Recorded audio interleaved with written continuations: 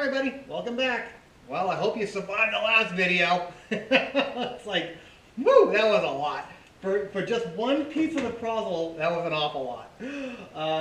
All right, well, here, what are we doing? Well, we're kind of tying in the bottom section of the car.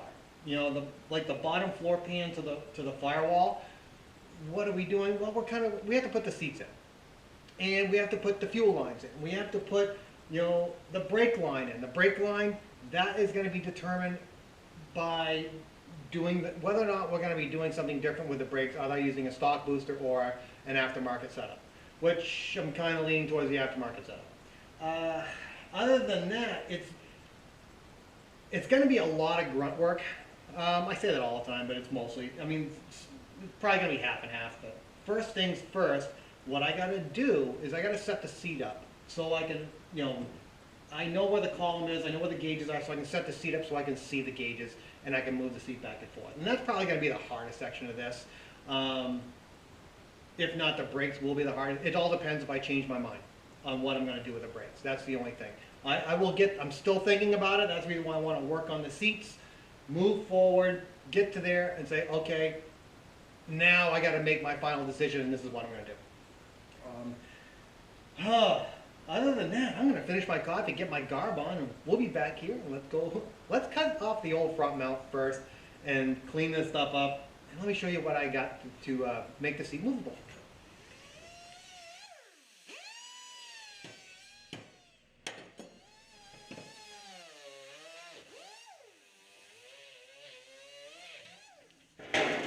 Here is what we're going to use for a seat frame.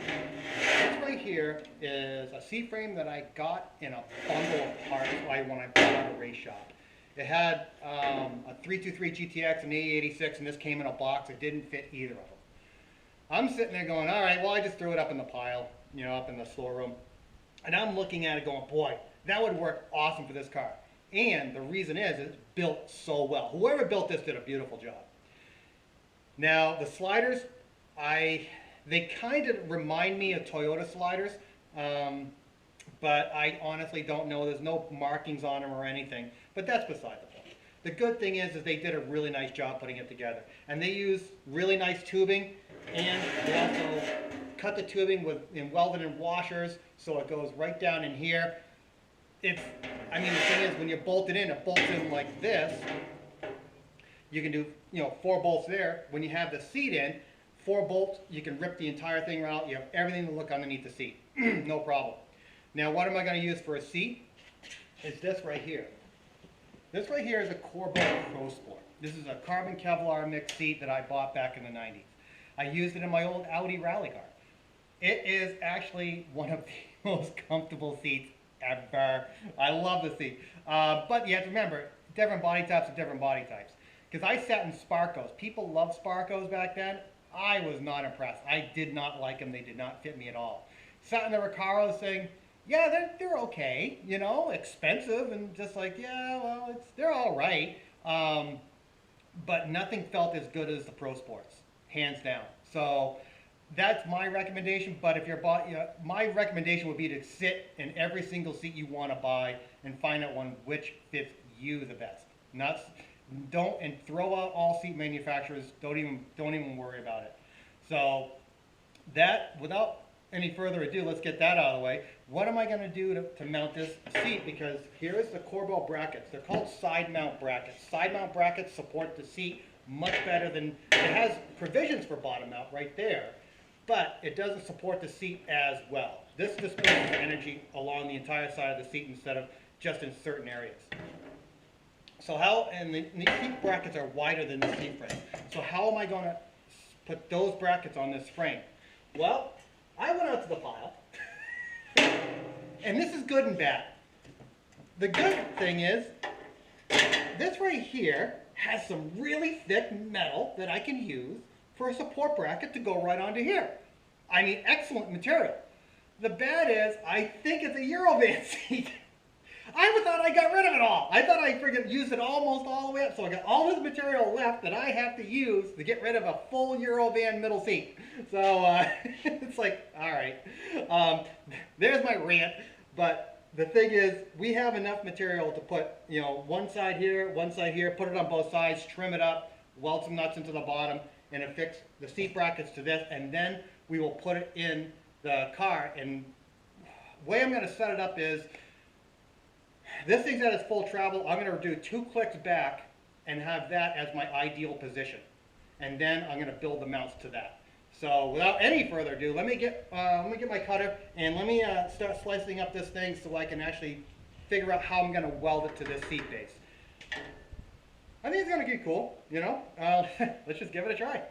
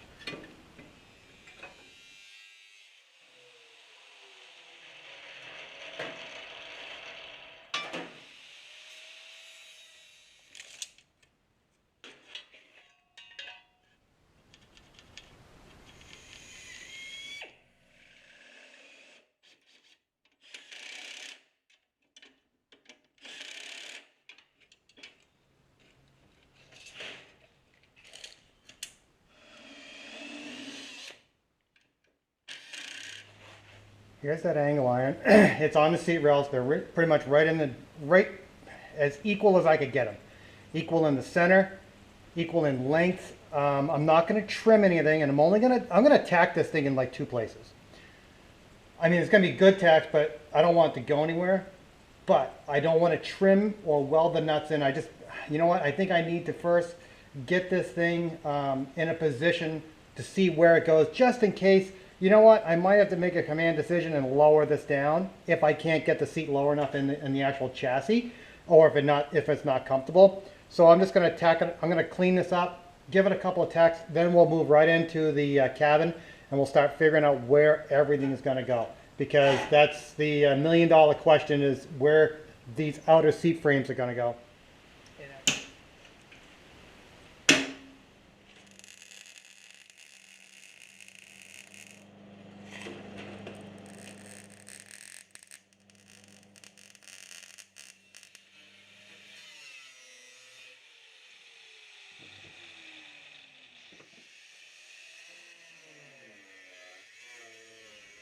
The seat is pretty much level where it is on the steering wheel, but it's way too high.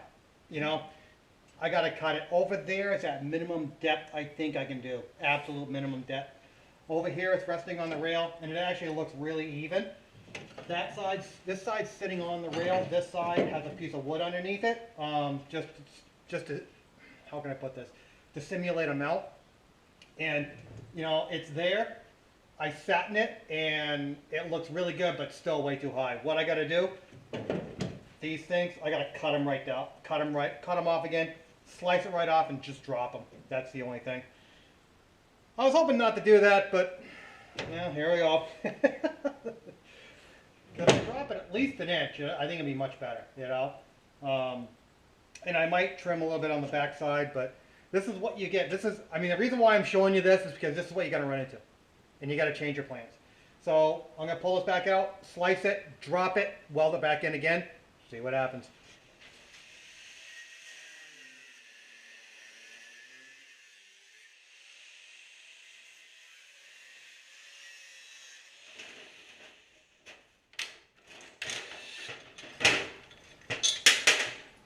I made a command decision. Cut this off. I'm going to weld it up. I'm going to bolt this right to it. And that's just the way it's going to be. This is what happens. This is what happens when you try and do the best thing you possibly can and it doesn't work. Oh well.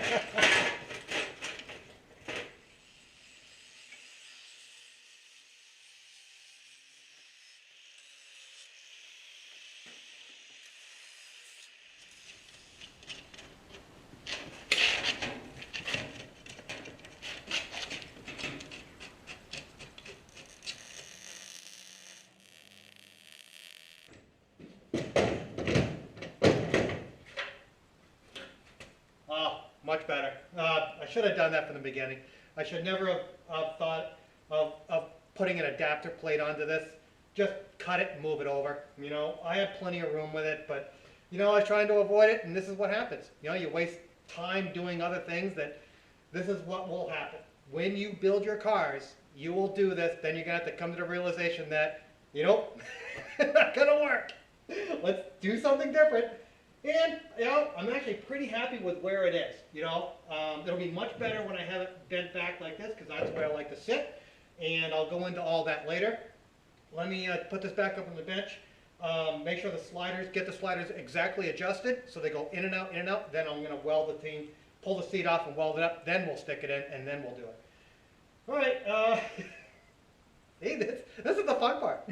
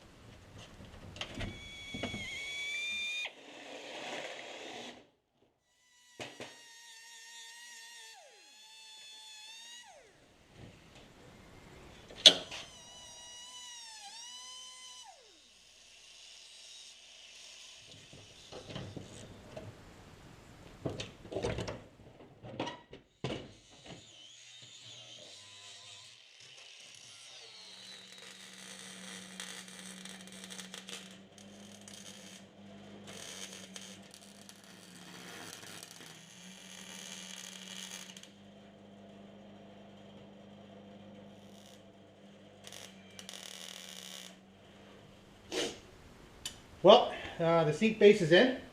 And you want to know why I went to all this trouble? Let me show you.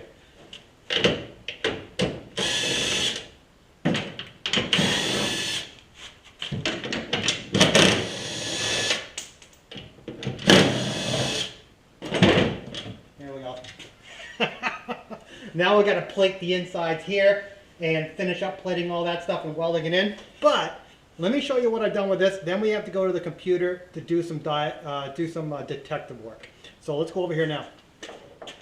Here's a picture that I want to kind of emulate for the car. This is that really old picture that I showed you.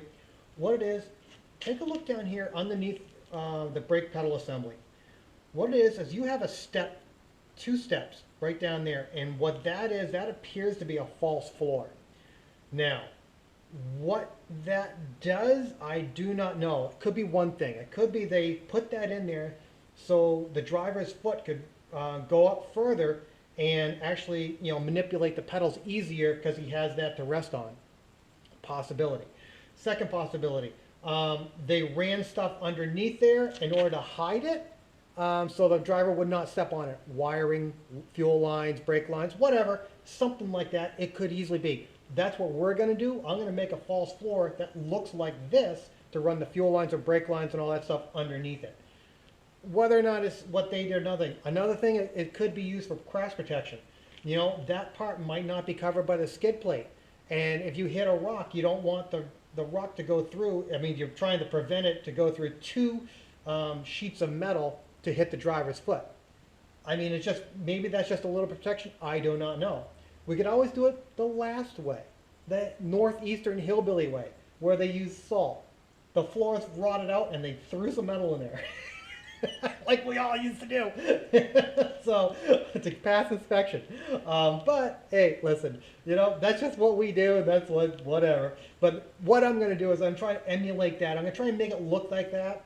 And what I'll try and do is I'm going to extend it all the way back to the support where the seats are on, so I can run the fuel lines right underneath there. And I'm going to make this unboltable so you can just unbolt it and pull it right out.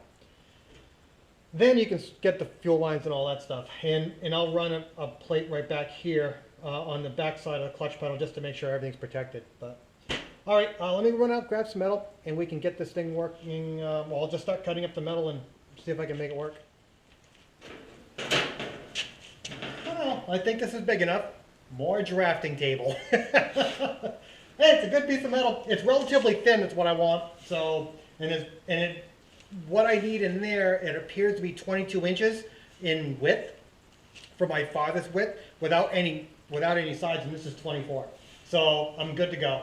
This is from the drafting table. I think I just need to get my stuff on and start measuring out there, and we'll put the false floor in.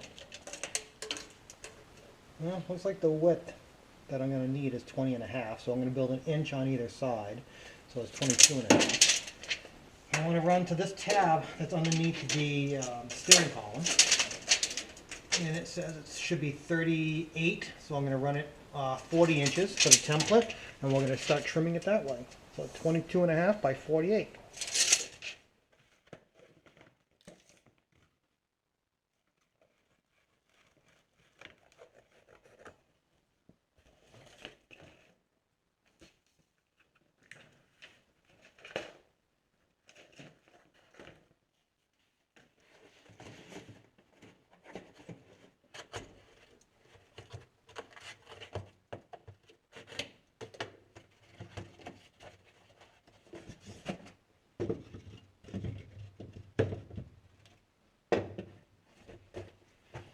Here's a cardboard template for the metal. What did I use to make it, besides a pen? This right here is for doing screen doors. It's great for going along metal, then you can see it. You can take your, wherever my razor knife, you can cut it, scissors, cut that. That way you can get it good. Also, another thing, when you sit there and you look at the tunnel goes in at an angle like this, so you want to, it's going to be bigger than would it be if it was flush to the actual floor. What did I do? I put in 1-inch boards. These are rough cuts, so they're exactly 1 inch. They give me an idea of relatively what it is, and that way I can have at least a 1-inch clearance underneath the floor. So let's bring this over, transfer it to the steel, cut it out, and let's see what we got. All right, before I start tracing out the template onto our piece of metal, we have a couple of things that we have with our metal right here that we have to adapt to. First thing is this ridge right here. What it is, if you take a look, here's the picture that I'm trying to emulate. If you take a look at the picture, you'll see the step down right here, and it goes all the way to the edge, and it goes over and steps down again, and you'll see on the side it looks like a pop rivet, like they pop riveted like a piece right here right to it. Now I'm looking at that going, okay, well I can use this ridge to replicate that pop rivet. And if you keep going forward underneath the brake pedal, you'll see it's pop riveted right to the chassis.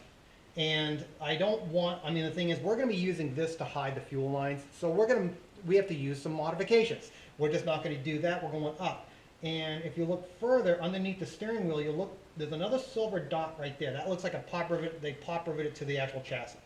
So my first conclusion is that they used it, you know, to hide fuel lines. No, doesn't look like it. They probably did it for one of two reasons. First thing, it's either going to be for footrest for the driver, because you can tell there is a footrest on the side, but that's normal for a lot of rally cars. Not generally the steps, but the footrest. Or they used it because it's unprotected for rock protection, possibly, to save the driver's feet from a piece of granite going up through it. Because I remember in one rally, we took a jump, I think it was Maine, in the old Quattro. Came down, like, we split the entire floor right underneath his seat, or right in front of his seat where his feet were. And I had the footrest and all that stuff, and he had his footrest, and he told me, he said he took a picture, looking down at the ground, taking pictures. It's like, okay, good job, Bob. But that was a fun event. That was really cool. That was back in the hillbilly days of rallying. That was a lot of fun. So, but let's get more onto this. Let me trace this out, what I need to do. I'm probably not going to get the edges too much bigger. This is pretty much it. And I'm going to, if I need something, I'm going to weld tabs onto it or weld into the bottom. But let me first cut this out, and we'll get this thrown in, and we'll just continue with it, trying to make our subflooring, or a false floor, so we can hide all the lines and make it kind of look like that. All right, let me get my stuff back on, and let's cut this out.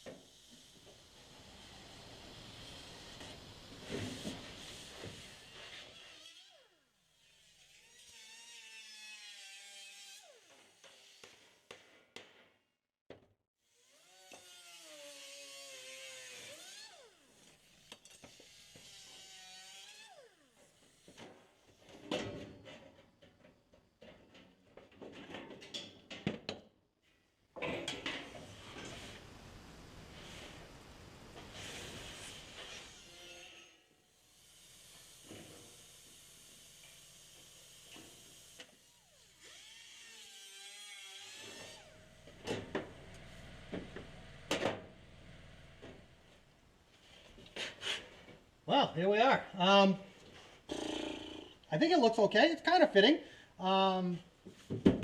It's, you know, I have wood underneath there, so it's fairly solid. Next thing I got to do is I got to have mounting tabs, weld those in, so this thing doesn't go anywhere further down. I'm going to have one bolt here, possibly another one here. The mounting tabs on this side, I don't know if you remember these. These are the nutserts from the Passat trunk lid. Of course, I saved them. I'm gonna cut it in half, one over here, one over here. I'm gonna cut this in half and have one right here and one right there to guarantee the full 1 inch all the way up. That way I can cut this out to where I want it and then affix that. That'll be good. let me first, I also have to cut a notch in this cross beam to allow the fuel lines just to sit in. So what I'm going to do next, I'm going to cut the cross beam, cut that, shave that down, and then I will get, you know, where these are going to clean up all this stuff, clean up these, cut them up, and we'll put this all in and finish up the false floor here. I mean, I think that actually looks pretty good, you know. I've got a crease right here. I got to bring it up a little bit. When I take it out, I'll clean that up a little bit. But yeah, I think it looks kind of neat. All right, let me warm up the grinder and get this going.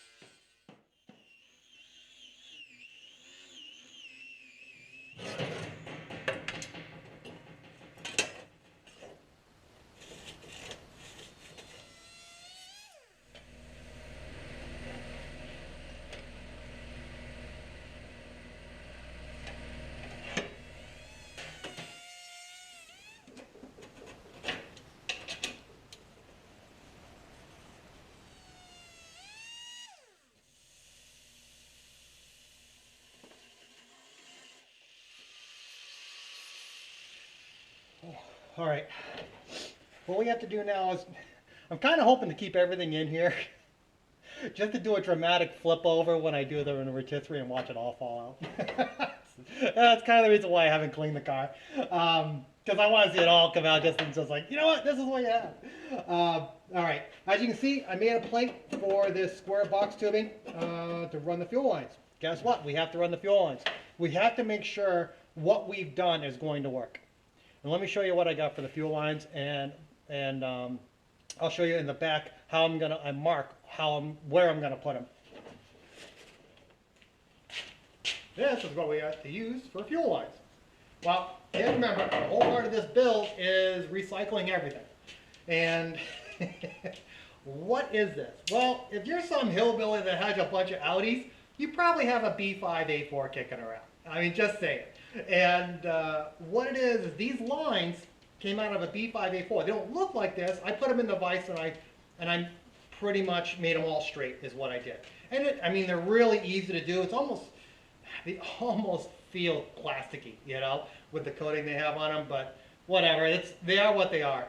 What it is that I am gonna mark the firewall underneath the fuel cell so it's a straight shot through.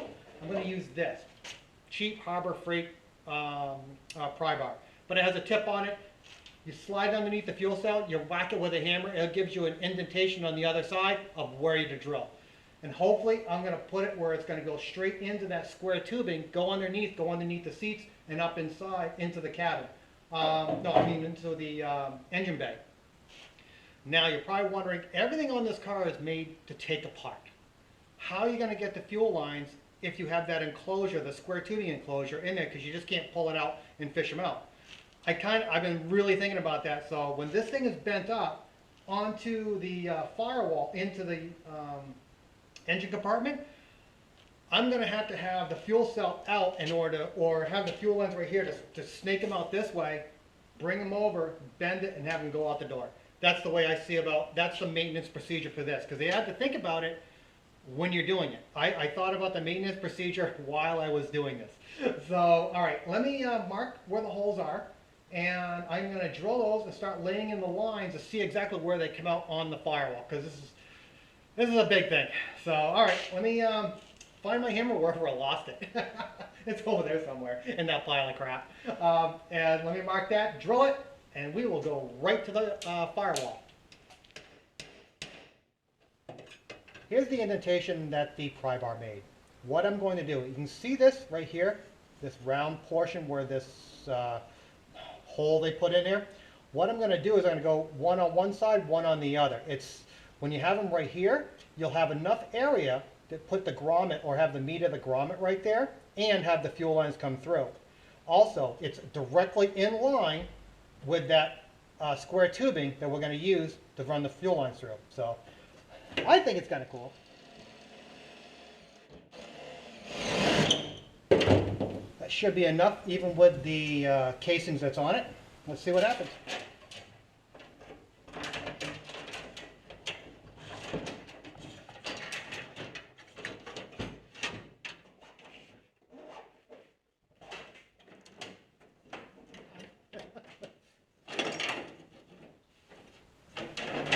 Here they are. I'm not going to bend them to exactly where I want them. That's it. I'm just not going to do that just yet because I'm not sure how the fuel filters arrangement is going to be and all this other stuff. But what I got to do now is I got to finish up and attaching the fuel lines actually to the chassis. And let me show you what I'm going to do there. Here's what we got to lock down the fuel lines. It's the original fuel line grommets from underneath the car. You know, the ones that trapped all the salt and debris inside there and rusted them out. Here it is. But when you have them inside the cabin, they work friggin' fantastic. What it is I got the clip and I got these. I'm just going to use like 3, possibly 4 of them. I'm not going to go super bad on it. I just want to lock the fuel lines down so when I put the false floor in to make sure I have clearance. And then I'll build the mounts or do the mounts, tack those in. Also, I'm not going to do the firewall yet because what it is I'm waiting for a piece for the brakes. I ordered it. I thought I had one kicking around here. Couldn't find it. I ordered one. It's going to hopefully it's going to show up soon, and that way I can show you what I'm going to do with the braking system. But right after this, and I do the mounts, I'm going to go over to the co-driver side, and then we're going to put the seat in over there and the co-driver footrest, you know, the kick panel or whatever you want to call it, over there. Then hopefully the power will come in. We'll do the brakes. If not, if it hasn't come in, we'll call the episode. All right, let me grab some test screws, put these lines in, and let's see if the subfloor works.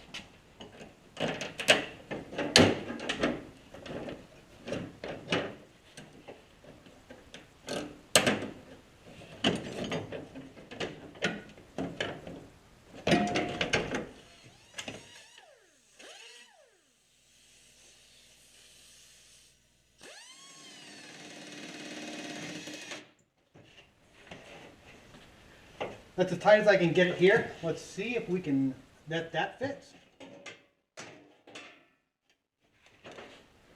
Well, by bejesus it does. Oh, cool.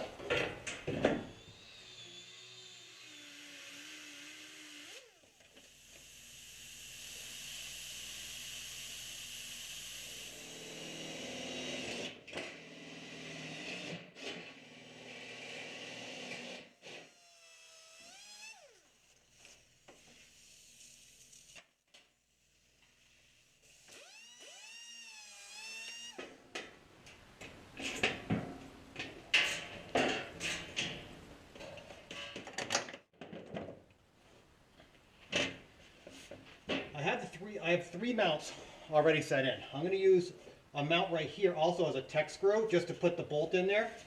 There'll be a nut on the other side.